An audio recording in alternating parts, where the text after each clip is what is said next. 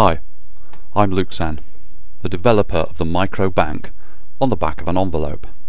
In this video, I'm going to show you how to make your own community currency micro bank using the same methods as a national bank, only on the back of an envelope. National banks create currencies. Public banks use the currencies created by the national banks. For example, the Bank of England produces pounds sterling. The Federal US Bank produces US dollars. Your bank will produce your local community currency. Let's call it LOCI for short. Just as the Bank of England makes pounds, your bank will make LOCI. To make a microbank, all we need is the back of an envelope and a pen. I've got one here. Divide your envelope into 3 columns. At the top of the first column, write the name of your community's currency. I'm using LOCI.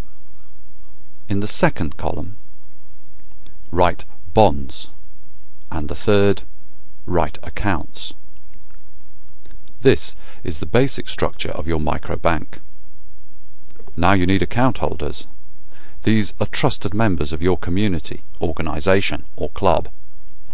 I'm going to add myself as member number 1, and 3 other account holders, members 2, 3, and 4. Now we can turn our attention to the bonds column. This is the heart of the system and is exactly the same method as used by national banks to get their currencies into circulation.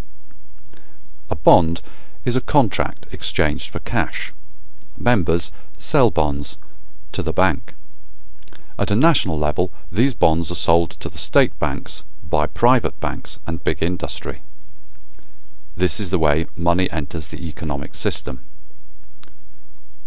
There are many types of bonds. They are very flexible, but for now we will keep ours simple. Let's take a look at the anatomy of a bond. I've drawn it on the back of another envelope. The key elements are the serial number, to identify it, the principal, this is the amount the bond originally sold for, the current holder of the bond, this is the member who sold the bond to your microbank, coupons, if any, and any further conditions of the bond. Coupons are like interest payments. I've created a type 1 bond, perpetual and couponless. This is almost giving the money away, as there's no set point in time at which it has to be repaid, and there are no interim payments. A second type I've created here is a 30-day bond with 2 coupons attached, one due at 10 days and one at 20. The full amount is to be repaid on the 30th day. Now I will issue a type 1 bond to myself. I write the serial number, the type, the principal, the name of the holder and the issuing date in my bonds column. And I write the serial number of the LOCI, the denomination, and the owner, me, in the LOCI column. Wow, yay! Now I own 10 LOCI and can begin to trade with other people using LOCI. In this example, I issue another T1 bond for 10 LOCI to Alice and a T2 bond for 100 LOCI to Cher. As Cher's bond is a type 2, she will need to repay 10% of the principal at days 10 and 20. To do this, she needs more denominations. So I destroy LOCI serial 3 and create 3 new LOCI, serials 4, 5 and 6, for denominations of 10, 10 and 80 respectively.